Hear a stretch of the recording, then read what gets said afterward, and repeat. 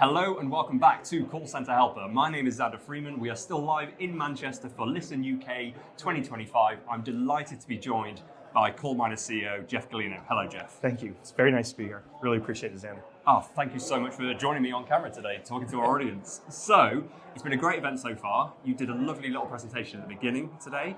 There's been lots of energy in the room, but one big bit of news today, CallMiner's new acquisition. Yes. We were able to convince these guys to join our team. It is a company called Vocals out of the Czech Republic, headquartered in Prague, but they have customers throughout Europe and North America. We're very excited. They are the leader in voice-first chat automation, chatbots, voice bots. So it's a much more difficult problem to solve than just typing back and forth, and AI is very, very good at that. But they have been working for years, 8 years, we heard today on stage, on applying that same sort of logic and discipline to a voice channel. And we are a voice-first company, always have been. It's right there in the name, CallMiner. And so, when I first saw the name, I was like, hey, look at that. They've got our name too, Vocals. But the beauty of it is, when you think about what does the combined company bring to the market, what it really brings to the market is the ability to go from measurement all the way to automation. So when most automation companies show up in an enterprise, they don't know the business. They know generically what they do, business cases, that sort of thing. But when they come in with us, we've already looked at, in most cases, several million conversations.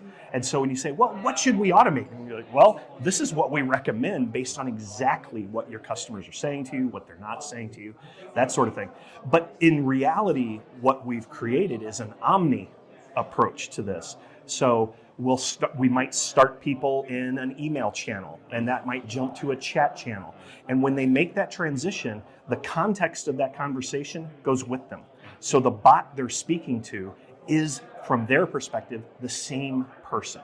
And so they can, especially if we personify it, but we can go from email to chat to voice, and then you saw our outreach product, which was something else that we've recently announced, which is an interaction bot that is designed to create and pull back feedback, and that can be email, chat, or voice.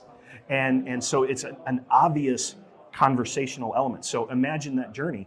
I started, however I start, but I end in voice, and when I'm done, the application sends a summary of all of that conversation to the customer. So we're not going like a typical survey company and saying, hey, give me something. We're saying, here is something. Would you please tell us about it?